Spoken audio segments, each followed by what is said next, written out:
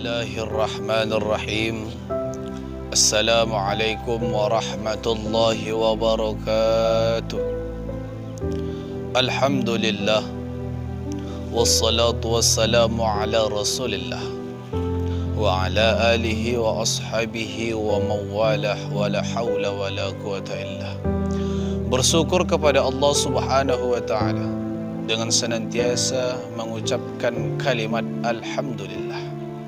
Kenapa kita senantiasa mengucapkan kalimat Alhamdulillah? Karena sebagai hamba-hamba Allah yang mulia, maka kita mengucapkan kalimat Alhamdulillah adalah tanda syukur kepada Allah subhanahu wa ta'ala. Karena sekarang kita masih tegak berdiri, sekarang kita masih dalam keadaan sehat walafiat, diberikan Allah umur yang panjang. Karena itulah sebagai hamba Allah kita bersyukur kepada Allah. Di dalam Al-Quranul Karim, la in syakartum la azidannakum wa la in kafartum minna adzabil syadid. Bersyukurlah kamu kepadaku, kata Allah. Barang siapa yang bersyukur kepadaku, akan kuberikan nikmat, kata Allah. Apabila hamba-hamba Allah ini tidak bersyukur kepadaku, maka kufur akan diberikan Allah subhanahu wa ta'ala. Salawat bertangkaikan salam atas paduka alam baginda Rasul Muhammad sallallahu alaihi wasallam, yang mana kita harapkan syafaatnya di hari kiamat kelak nanti. Amin amin ya rabbal alamin. Wahai jamaah yang dimuliakan Allah subhanahu wa ta'ala, adapun atau mau menjelang maghrib yang dimuliakan Allah subhanahu wa ta'ala, Allah menciptakan manusia ini ialah ada terdapat sebuah satu genggaman, yaitu adalah sebuah daging. Maka apabila segumpal daging ini dalam keadaan kotor dan rusak, maka akan kotor dan rusaklah segala tubuh dan segala apa yang ada di dekatnya. Apa yang terdapat di dalam tubuh manusia segumpal daging, ala wahyal qalbi, adalah hati.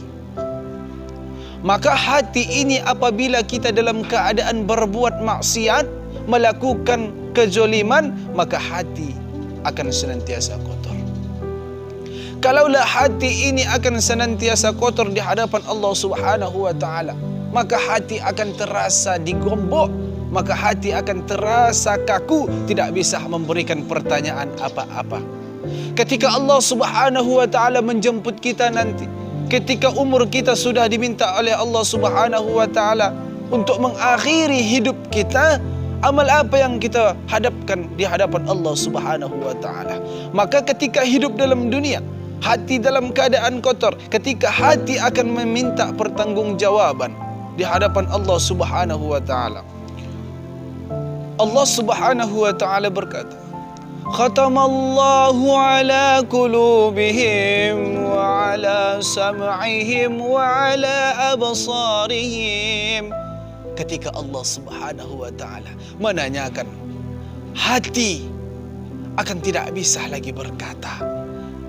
Ketika hati telah dikunci oleh Allah subhanahu wa ta'ala, maka telinga, inna sam'a, telinga akan diminta pertanggungjawaban, tetapi telinga tidak bisa untuk menjawab pertanyaan diberikan Allah. Kenapa? Karena di masa hidupnya kita melakukan maksiat dan kezaliman, tidak pernah solat ke rumah Allah, tidak pernah kita bersedekah dan saling tolong menolong di hadapan Allah subhanahu wa ta'ala.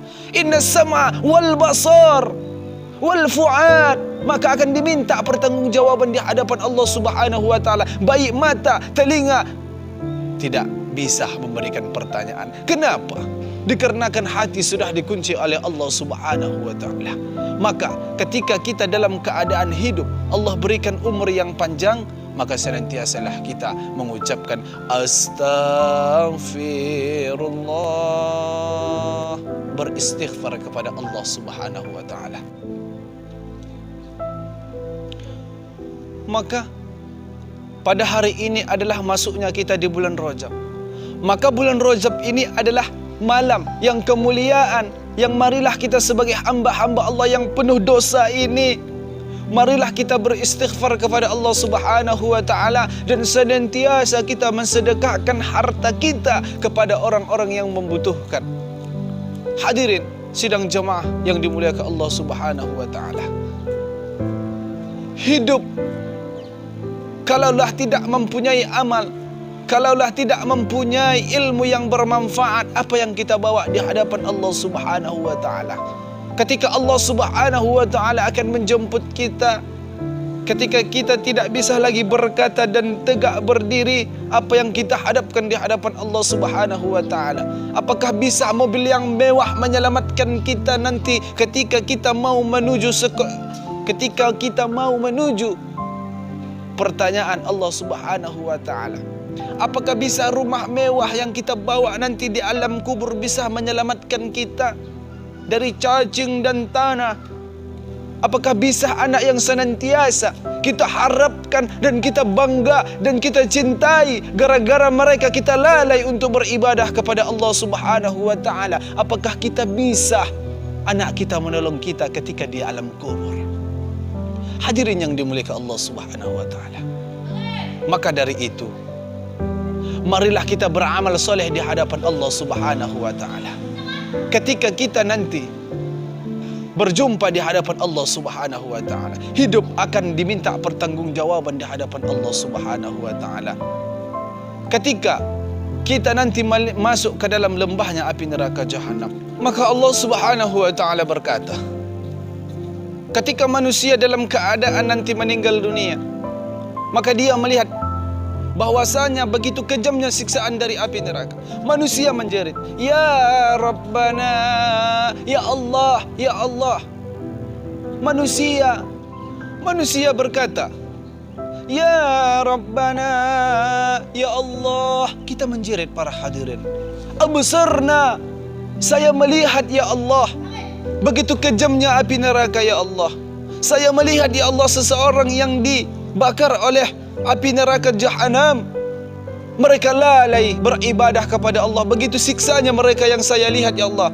Wa sami'na, kita mendengar ya Allah, saya mendengar ya Allah, begitu mereka menjerit dan tidak tahan menahankan siksanya api neraka ya Allah.